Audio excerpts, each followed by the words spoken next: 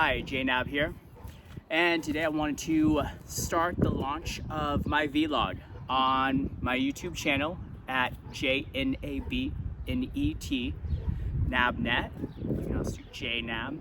You can also find me at my website, jnab.net. And I want to start off kind of with the intentions of what this vlog is going to be, and I want to talk about what I've been going through for the past several years and my tiny home journey, and what I just did this past weekend at Tiny Fest. So my journey into tiny homes started about 7 years ago. It's around the beginning of COVID, and I was kind of looking into them beforehand.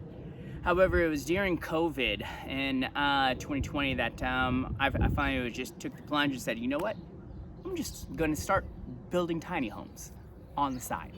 And just figured out. I didn't have a lot of experience at that point, so I just gained as much as I could from those around me. And my first one, Goldie's Tiny House, was a small tiny house on wheels. It was built from one of those pop-up camper shells, and I definitely wouldn't recommend that for a tiny house on wheels.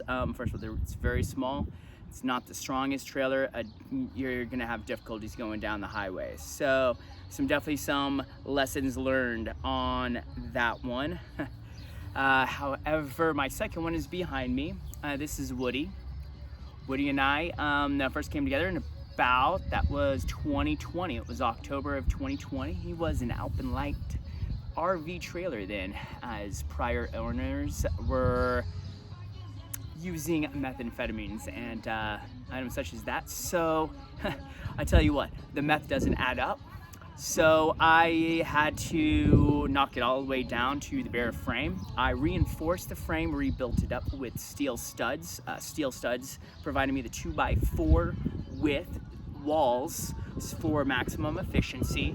But the steel studs were also, the steel stud frame was over 70% lighter than a wood frame counterpart. So that's kind of one of the things I've learned from that. And from there it took me about 3 years to complete Woody to a live-in standpoint, which I started living in Woody full-time about 3 years ago. Had my first experience dealing with a California building inspector because a neighbor called the building inspector and said, oh, someone's living in a travel trailer down the road.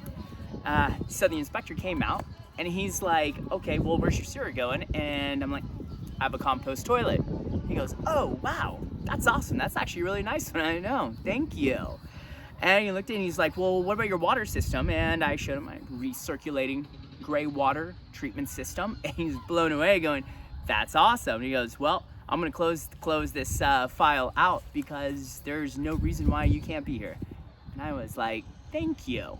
So yes, you can live in a tiny house on wheels in the state of California. I've done it, I've been doing it, you can do it. So highly encourage you. Well, Tiny Fest. This past weekend, I was a panelist speaker on Saturday and Sunday.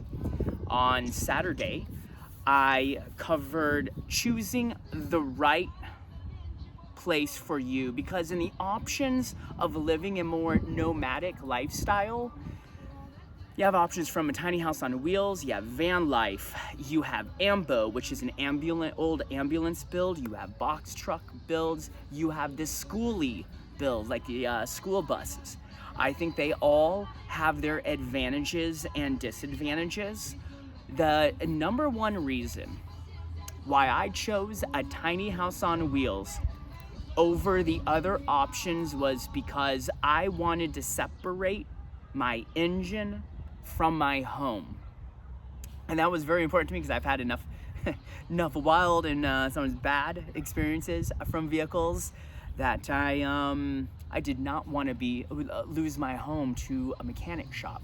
And I am so thankful and grateful that my higher self kept me from doing that, because when I chose the truck I did, I neglected one important rule when buying a used vehicle.